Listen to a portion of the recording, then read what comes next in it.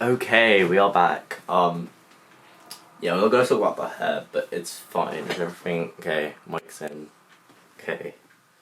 Okay. Let's go.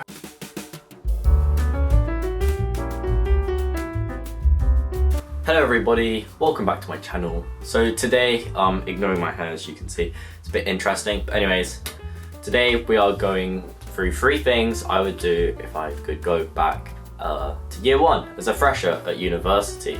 So I would say I didn't have the worst performance or worst kind of lifestyle in my opinion, just because I'm like weird, but basically I have a few, not regrets, but things I would improve on if I could go back. So without further ado, let's get started. So the first thing I would do in terms of academia is probably starting early.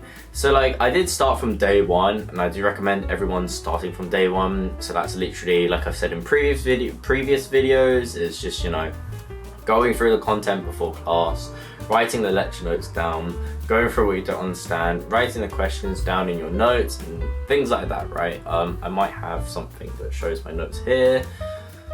Let's scroll for a little bit, but yeah, okay. So yeah, I would probably start beforehand looking at content, reading the books. Now, I know reading lists, depending on your subject, if you're taking English literature, obviously you're gonna have to read, but things with like economics and maths, it's not so relevant, from my experience anyway. I don't know about other universities, but from my experience, like the textbooks they provide out and the different books that they actually recommend you to read, they're kind of just like a sideline, and you don't actually have to read them, and if you don't read them you won't fail and stuff like that, right?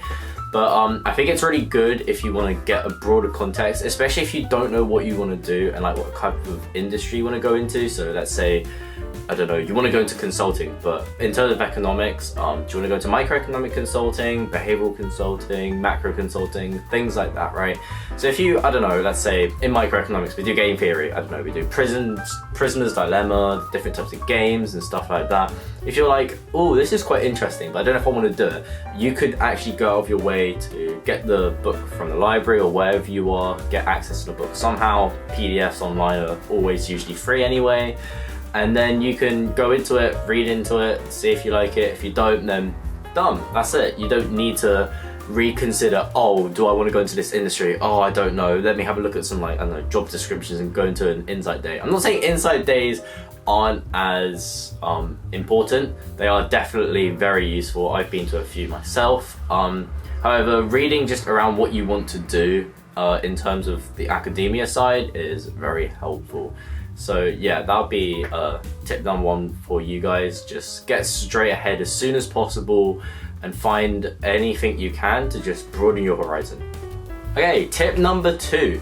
So tip number 2, following on from what I said from tip 1, is actually starting in September. Okay, this might be a bit of a pain. I know you guys have just done your A-levels, etc., right?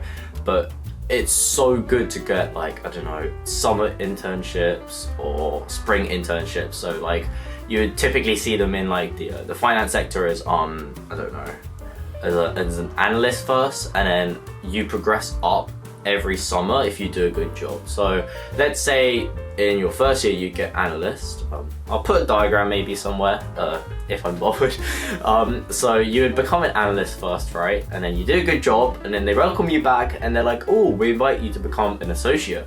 And an associate becomes, you know, a long-term scheme, so you can get a graduate scheme out of it and stuff like that. And I see a lot of people at top unis doing that, and that is definitely something I would do, especially if I was doing the 3-year course. So if you're not doing the 4-year course like I am, which includes placement in your 3rd year, you nearly did 5 years there. But yeah, so if you're not doing the 4 years with placement in between your course, then I highly recommend you get started straight away with, you know, getting internships, getting a job related to what you want to do in the future. Even if you don't really know if you want to go into it. So let's say you want to go into something in finance like risk or ESG. I know they're very similar, but let's just take 2 for example.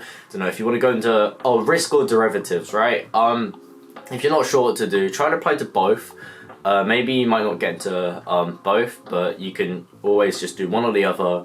And let's say, I don't know, you got into risk. You became a risk analyst for, I don't know, a month or so and you're like, wait, I don't really like this as a job. Do a mediocre job, you don't get an associate job, it's not the end of the world. At least you've had the experience, similar to an Insight, but for a longer period in a more professional environment that might not be online, it will definitely most likely be in person.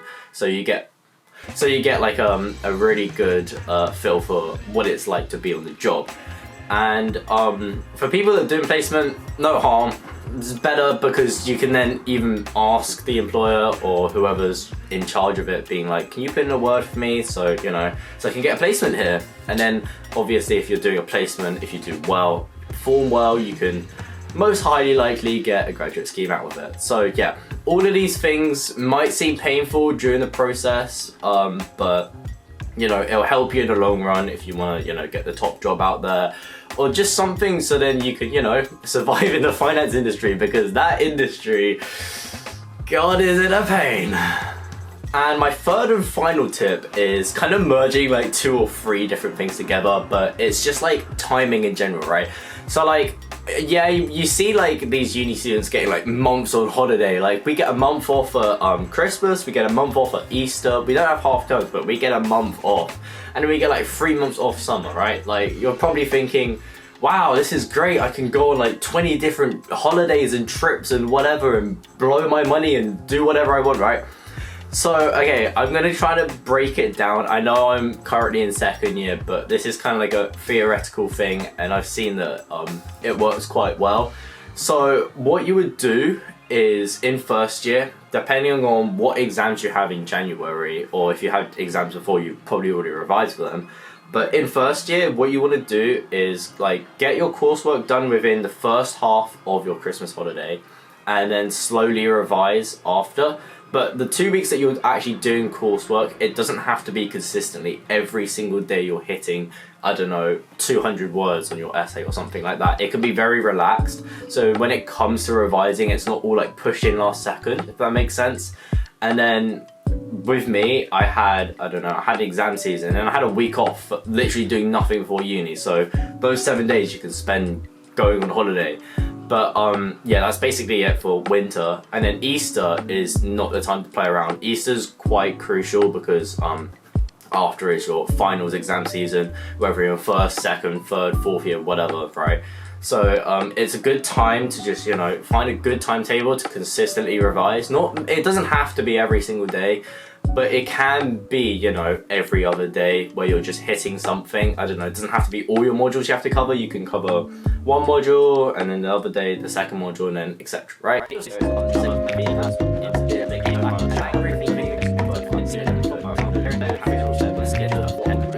So just being prepared in general, and timing things so that it's not all thrown at you in one go, because sometimes, especially if you're involved in many societies, clubs and things outside of the classroom, it can seem really overwhelming if you look from like a broader perspective. You just go back and you're like, whoa, I'm doing all these things.